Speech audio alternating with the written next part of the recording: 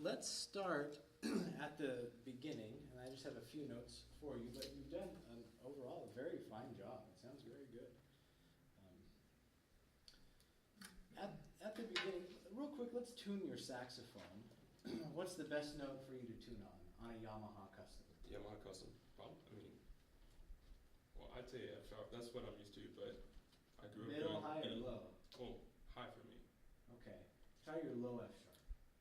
Low F sharp. Good, push in just a hair. With those Yamahas, usually, if you play your middle F sharp, it should be slightly sharp, your low F sharp should be dead on, and then your middle B a little flat. At least that's my experience with those. Play that low F sharp one more time. Okay, play your high. Good, low F sharp. Good, and the middle B. Good, okay, excellent. Can you play your, go ahead and take it in this section right here. Good, okay, excellent. Can you play your middle F sharp? Low F sharp. Good, okay, excellent. Can you play your middle F sharp? Good, okay, excellent. Can you play your low F sharp? Good, okay, excellent. Can you play your middle B? Good, okay, excellent.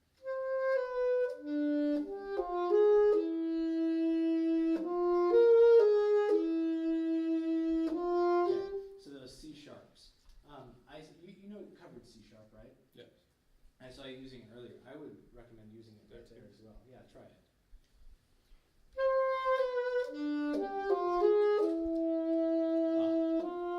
Yeah. You hear it? Yeah, it sounds a lot better. So, do you have a pencil? I do. I would mark that in.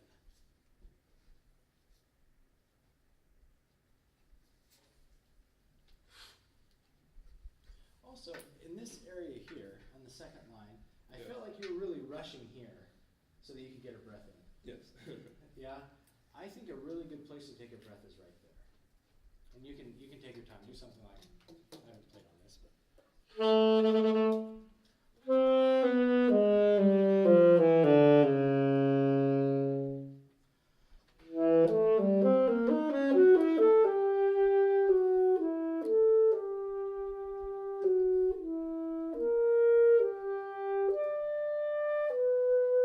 And that'll, if you take a big breath there, it'll carry you all the way past that G sharp. Try it. Oh. Take on the A.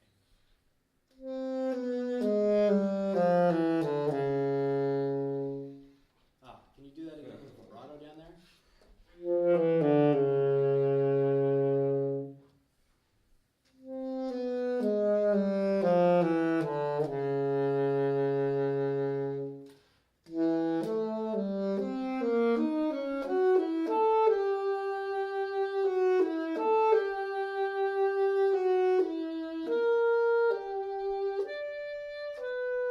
Yeah, very good, very good. I would also add that same finger in Yeah, there. cover It it sounds too. flat. So even though, who knows what the orchestra's playing right there? Anyone know what the orchestra's playing during that time? Can anybody sing that? I'll sing it for you. Definitely. Yeah, that's right. They're not singing anything. They're not playing anything. So this is all solo. But even though he's playing by himself, we can hear if it's out of tune with those intervals, right? So we need to make sure that we play as in tune as we can. Okay. Let's see. Oh, and also right here, you're doing something with the rhythm. I would keep it real even. Unless your professor told you otherwise, right? He always trumps anything else I have to say. But I would keep it real even.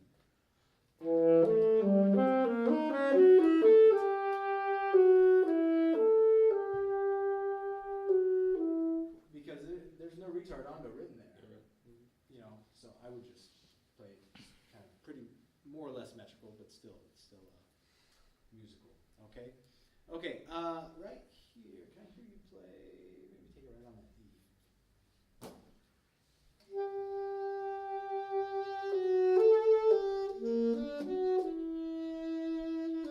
So that's C sharp right there.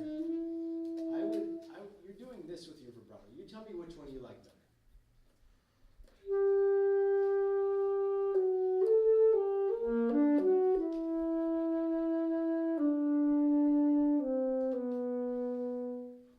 Or, then pay attention to the C sharp.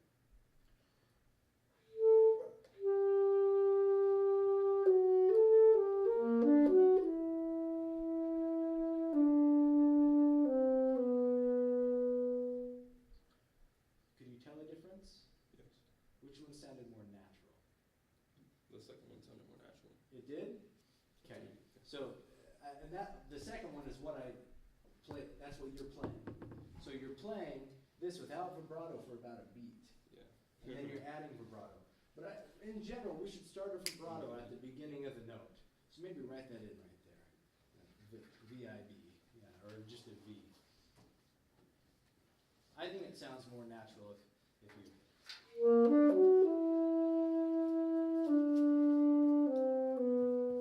Go ahead.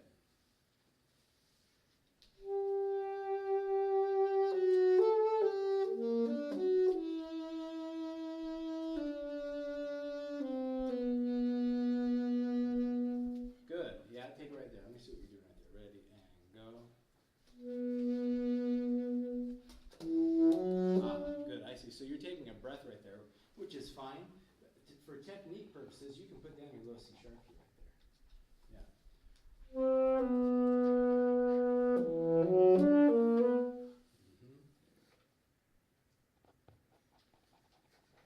Try it real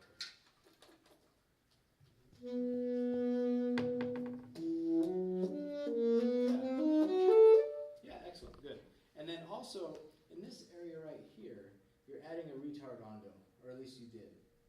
I wouldn't, because it doesn't say to. So.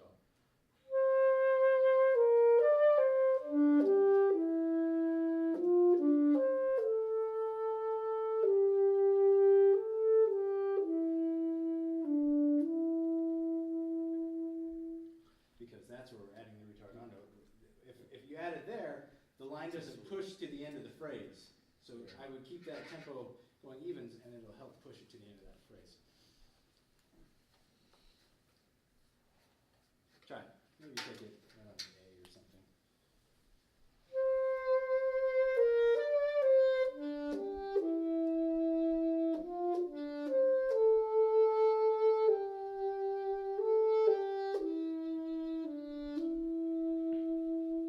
Did you add the C sharp to both of them? Yeah, okay.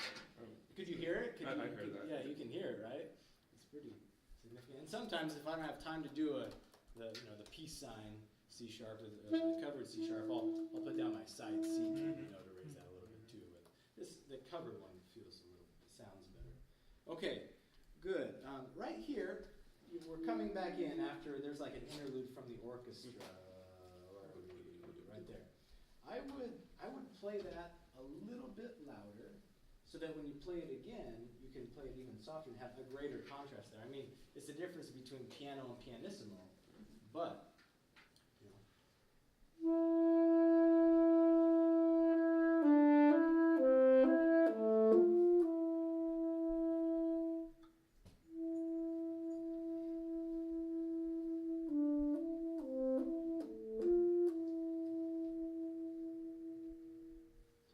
I think it adds way more contrast and interest to the piece. Try it.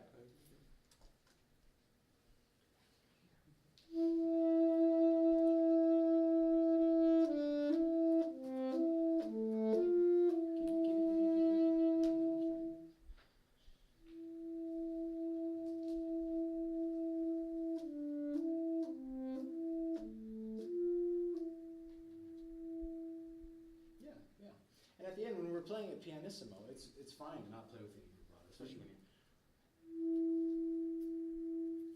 you're that quiet, you start adding vibrato. It can get ugly, right? So it's fine just to, and that's a Rousseau thing. Good, okay. Technique going into the faster section, the animato molto. No, it's good, it's good. Your reed sounds a little light. Tell me about your reed. Is it old? Is it new? What size is it? It's a 3. It's a 3. The Dario 3. The Dario 3. I opened it like a week and a half ago. A week and a half ago? Yeah. Okay. The size, I mean, the 3 should be fine on that. The Darios run a little bit lighter compared to some of the other reeds, but it does seem just a little bit light to me. So you may, sometimes if we're in a pinch and you feel that your reed is playing a little bit lighter, but earlier that day it wasn't, you can just simply move your reed forward, right? And sometimes, I mean, I'll go past the tip of my mouthpiece, by some millimeters, And then the opposite is also true. If it's playing a little heavy and you're already on stage, you're like, oh, I need to bring it down, you can just bring it down. As long as it's within that tip rail, right? If you go past that tip rail, then it won't seal and you have problems. So, yeah, maybe try just moving it up a little bit. Yeah, okay, good. Okay, let's go to the cadenza. That spot right there is a pain, isn't it? It is. It's tricky, man. It's really tricky. So a couple things you can do with that is thinking of the lower pitches, adding a little bit more weight to them. So try that. Try that again. Take it maybe right at the trill. And when you're playing it, slow it down a little bit. It's a cadenza. Try to just add a little bit of weight on each one of those lower notes, like a tenuto. Okay. Yeah,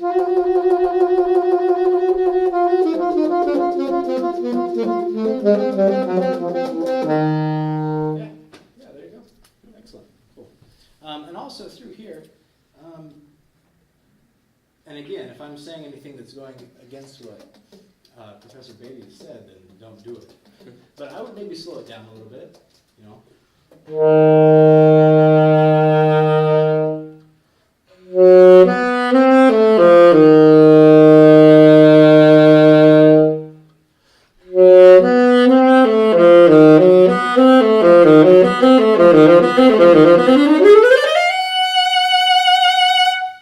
Give it some room to breathe.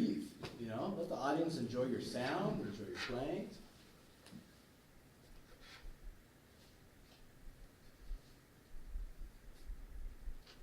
You kind of just seem to rush right through that.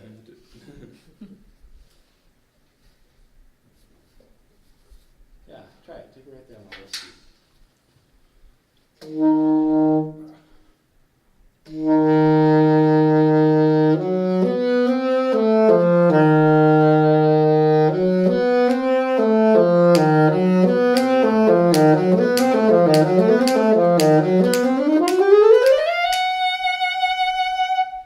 Wait.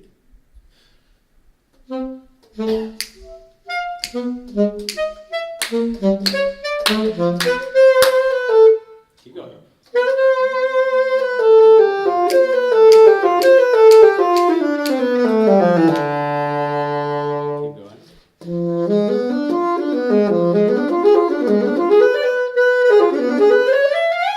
Okay, slow that down. Slow it down. I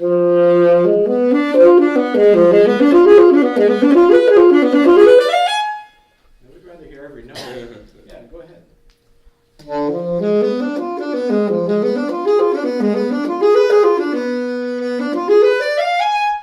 Good. Yeah, something like that is fine.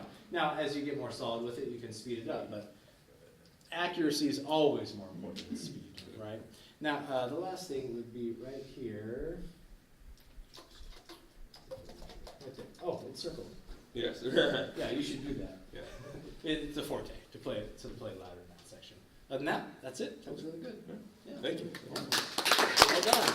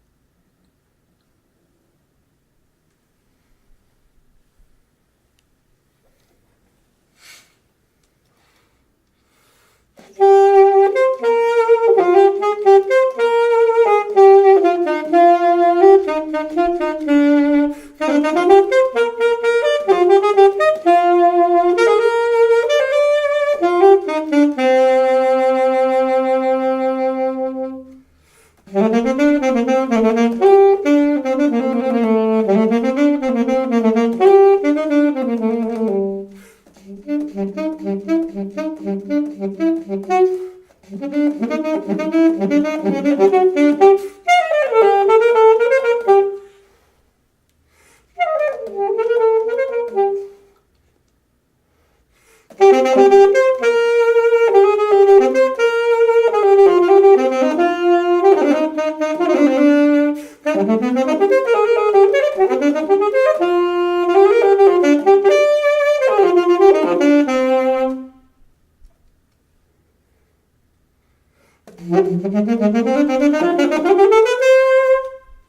right.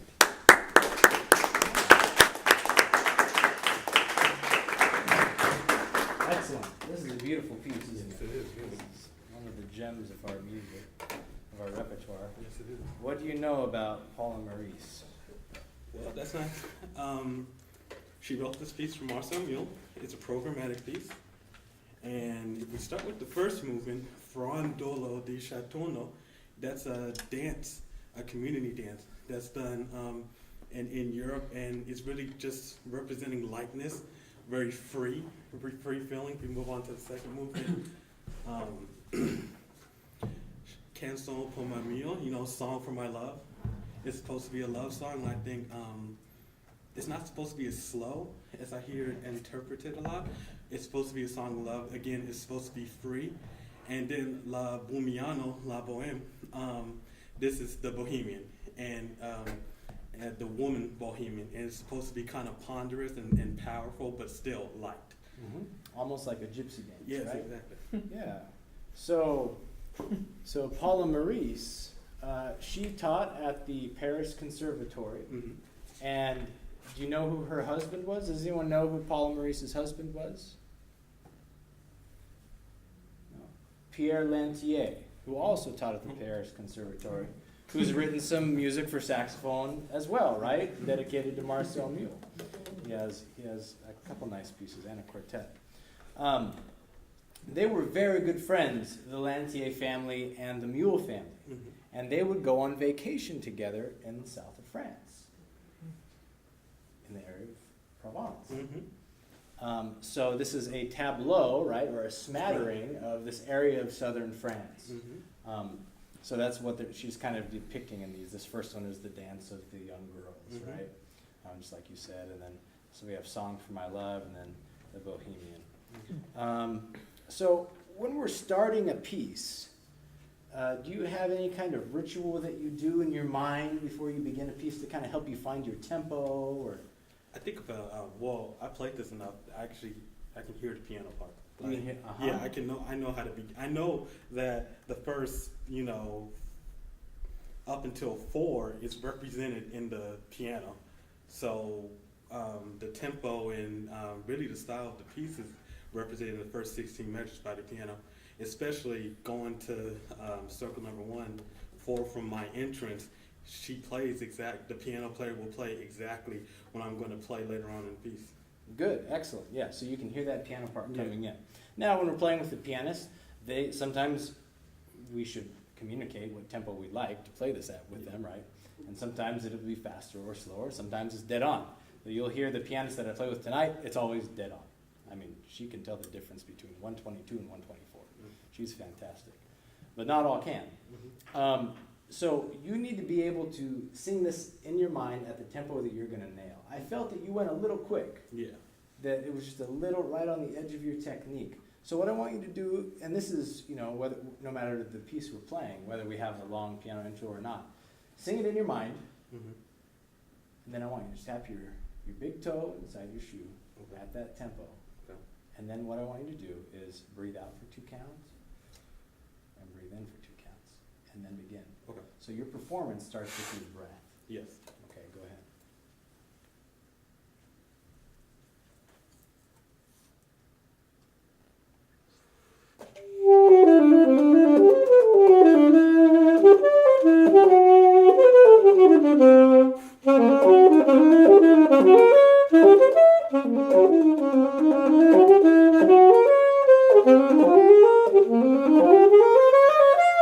Good, right there. And right there you felt like you started to speed up a little bit. Okay. But right up until then, that felt very comfortable for you. Okay, so that's something we always want to do when we begin a piece. And you are all outside of this now. You no longer have to do like all region and all state auditions, right? But this is the one thing I always preach to my students as they go do that. I had 2 kids make all state this year. But is, sing in your mind, get in your tempo, ignore, totally ignore what anybody's played that far, until you get up there. So good, excellent. Now I noticed that you sat down when you played. Yes. As a soloist, right, we should stand. Okay. When I'm practicing the music that I practice, say for example, I'm doing a piece with Plano Symphony or I play in a trio, where we sit. I practice all of that music sitting down because when I perform it, I'll be sitting down. When I rehearse my solo music, I practice standing up. And I usually practice, I try to get in more, but I'm guaranteed 2 hours at the end of the day from 8 p.m. to 10 p.m. That's my guaranteed practice time. And I usually wear a jacket when I do it. Okay. Because I know I've had enough experiences where I get that jacket on, it just kind of seems cumbersome, right? So I usually practice with the jacket on. And sometimes, especially like today, I'll be doing alto and soprano. I'll even throw the neck of my soprano in my pocket to keep it warm. Even though if I'm not even going to play soprano in that practice session, just to get used to that. Okay. So you should practice this standing up. Okay. And then your band music and all that kind of that type of repertoire you should practice sitting down. Okay. Cool. Let's talk a little bit going into 9. Oh, you should probably make a copy of that page turn. Yes. Yeah, that'll get you. Okay, right here. Can you play that, just this section right here? I really want you to focus on that release, that taper. Make it a really nice, smooth taper. You want me to just start from this measure? Wherever's comfortable. Okay.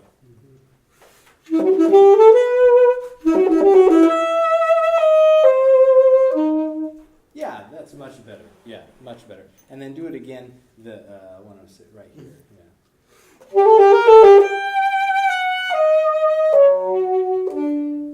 Good. So even though it is just an 8th note, right? You can let it linger a little bit more to make sure there's a nice taper to it. We don't want it to be cut off. It wouldn't match the style. So you switched reeds partway through. How come? What didn't you like about the other? It was just playing real hard. I felt like I couldn't play a single thing. It was really hard. Okay. And I tried moving it down, and I had just got out of the band and was playing okay, and I came in here and it just started messing up. Yep. Okay, that's fine. Yeah. Sometimes we'll play on some hard reeds. I did notice some stuffiness with the reed that you did change to some fuzziness in the sound. So it's a careful balance, right? If we're playing on a reed that's too hard, we're going to have some air in our sound, some stuffiness. If we play on a reed that's too thin, we're going to have some buzz in our sound. Which for jazz that can be okay sometimes, but not for classical. So our motto is no fuzz, no buzz, no spit, and we also have to find the right reed to go along with that. Can I hear you? Also, the tapers are the things that came out to me the most. Go ahead and play this ending there as well. Try to really focus on a nice, beautiful taper right there.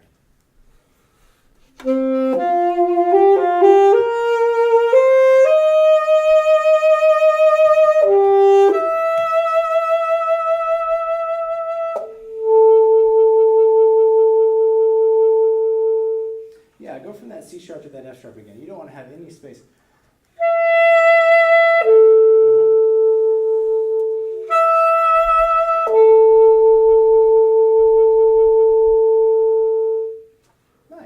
Very nice. That was a good taper. And then there was one more right at the end of the third movement. Can we turn the page? Oh, no, I'm sorry. Right.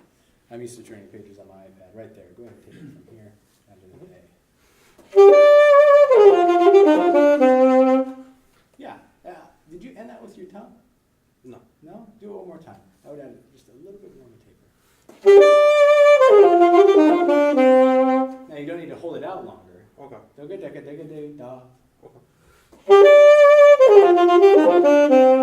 Yes, there you go. Nice. Excellent. Okay, those are the main thoughts I had for you. Good playing. Cool. Yeah. Thank you. Yeah, nice tone.